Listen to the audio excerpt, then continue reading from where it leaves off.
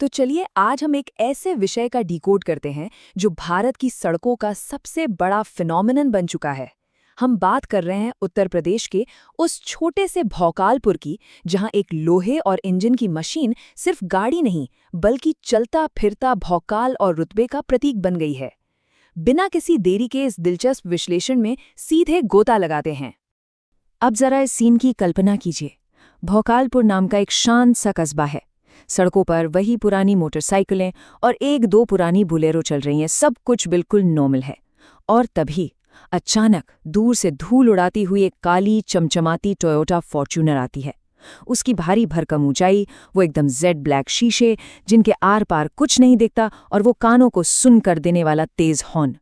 बिल्कुल हॉलीवुड के किसी विलन की एंट्री जैसा फील आता है। लोग अपनी साइकिलें छोड़कर तुरंत किनारे हो जाते हैं और उस सहमी हुई भीड़ में से बस एक ही आवाज आती है, भाई लगता है कोई बहुत बड़ा आदमी आया है। और अब सस्पेंस अपनी पीक पर होता है। गाड़ी धीरे से आकर रुकती है और माहौल में मानो एक अलग ही तरह का बैकग्राउंड म्यूजिक बजने लगता है। हर कोई बिल्कुल स्लो मोशन में बस यही इंतजार कर रहा है कि आखिर इस किले जैसी गाड़ी के अंदर से बाहर कौन निकलेगा। दरवाजा खुलता है और बाहर आते हैं यादव जी। कड़क सफेद कुर्ता, आंखों पर गहरा काला चश्मा, हाथ में एकदम लेटेस्ट आईफोन, और ठीक उनके पीछे उनके 4 दोस्त, बिल्कुल किसी वीआईपी बॉडीगार्ड्स की तरह। ये नज़ारा इतना सॉलिड होता है कि पास बैठा चाय वाला इज्जत से अपने आप खड़ा हो जाता है, और पान वाला तो खुशी खुशी बिना पैसे मांगे ही फ्री में पान खिलाने लगता है। इसे कहते हैं असली जलवा। इसी बीच एक बड़ा ही कमाल का मोमेंट होता है। पास ही खड़ा एक मासूम बच्चा ये सब अपनी बड़ी बड़ी आंखों से देख रहा होता है।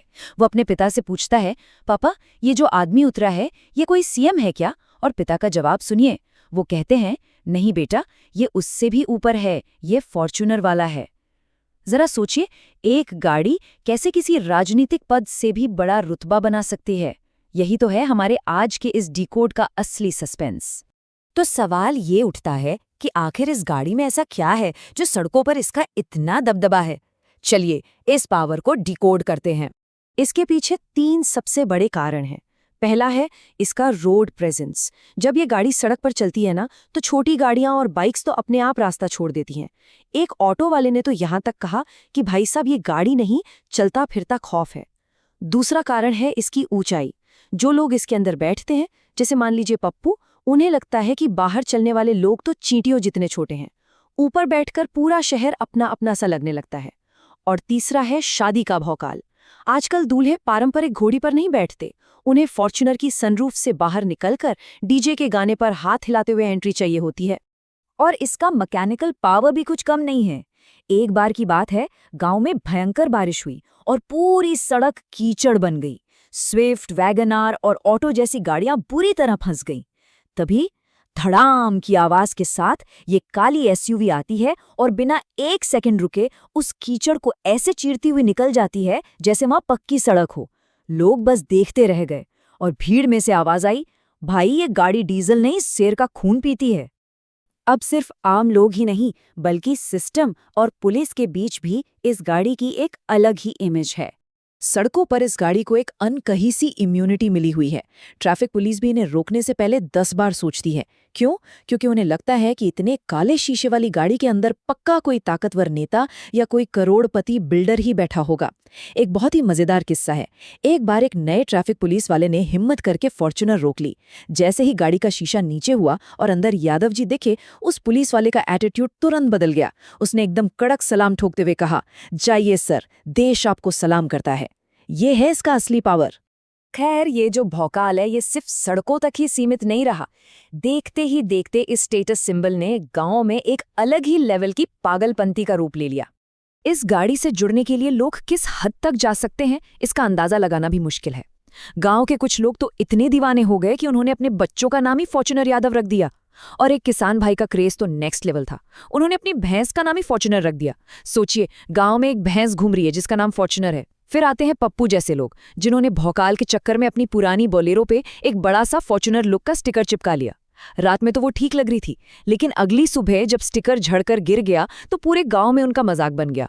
लेकिन इसी गांव में एक शर्मा जी भी हैं। उनकी अपनी एक सच्ची आकांक्षा है। उन्होंने क्या किया कि अपनी पुरानी ऑल्टो को ही मॉडिफाई कर दिया, बड़ा हॉर्न लगाया, शीशे काले किए और पीछे बड़े बड़े अक्षरों में लिखवा दिया, भविष्य में फॉर्च्यूनर का मालिक। लोग भले ही हंसे, लेकिन उनका ये डेडिकेशन कमाल का है। और इसी क्रेज ने गांव में एक बहुत बड़ी सांस्कृतिक बहस को जन्म दे दिया, जो चाय की दुकानों से लेकर व्हाट्सएप ग्रुप्स तक फैल गई। ये बहस थी स्कॉर्पियो बनाम फॉर्च्यूनर की। गांव दो गुटों में बट गया। स्कॉर्पियो वालों का सॉलिड तर्क था कि भाई हमारी गाड़ी ही असली भौकाल है, लेकिन इस पर फॉर्च्यूनर मालिकों ने अपनी बादशाहत साबित करते हुए जो जवाब दिया वो तो एकदम लेजेंडरी बन गया। उन्होंने बड़ी शांति से कहा, देखो भाई, फॉर्च्यूनर भौकाल नहीं, फॉर्च्यूनर स्टेटस है। और इस एक लाइन ने पूरी बहस ही खत्म कर दी।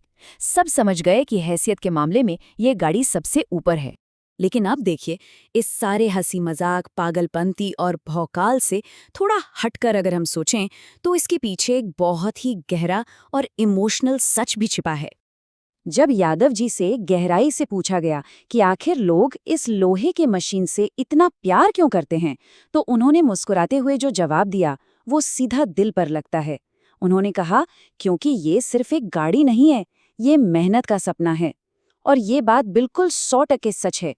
कोई इंसान खेतों में सालों तक किसानी करके पाई पाई जोड़ता है, कोई दिन रात एक करके अपने छोटे से बिजनेस को खड़ा करता है, और जब बरसों के उस अथक संघर्ष के बाद वो गाड़ी घर के आंगन में आकर खड़ी होती है, तो वो महज एक गाड़ी नहीं रहती, वो उस परिवार के संघर्ष, उनके त्याग और उनकी सफलता का एक जीता जागता प्रतीक बन जाती है। उस पल जो गर्व होता है, उसे आप शब्दों में नहीं बांध सकते। तो जरा एक सीन इमेजिन कीजिए। शाम का वक्त है, सूरज ढल रहा है और पूरा गांव सड़क के किनारे खड़ा है। तभी दूर से इंजन की एक भारी आवाज गूंजती है, व्रूम, और एक बिल्कुल नई चमचमाती फॉर्च्यूनर गांव में एंट्री लेती है। बच्चे फिर से खुशी से चिल्ला उठते हैं, देखो फॉर्च्यूनर आ गई। ये सिर्फ एक मशीन का आना नहीं है, ये एक नए सपने का हकीकत में बदलना है, एक नई सफलता की कहानी है। और उसी भीड़ में खड़े शर्मा जी उस नई गाड़ी को देखकर थोड़े भावुक हो जाते हैं और खुद से कहते हैं, एक दिन मेरी भी आएगी। सच में भारत में फॉर्च्यूनर सिर्फ एक गाड़ी नहीं, बल्कि एक बेहद शक्तिशाली भावना है। तो इस विश्लेषण को खत्म करते हुए एक सवाल है जिस पर हम सबको सोचना चाहिए। क्या हम सबके अंदर भी कहीं ना कहीं एक शर्मा जी छिपे हैं, जो अपने संघर्ष और अपनी मेहनत की उस फॉर्च्यूनर के आने का बेसब्री से इंतजार कर रहे हैं? इसी विचार के साथ हमारा आज का ये डी कोड यहीं समाप्त होता है। इस शानदार सफर में साथ जुड़ने के लिए बहुत बहुत धन्यवाद।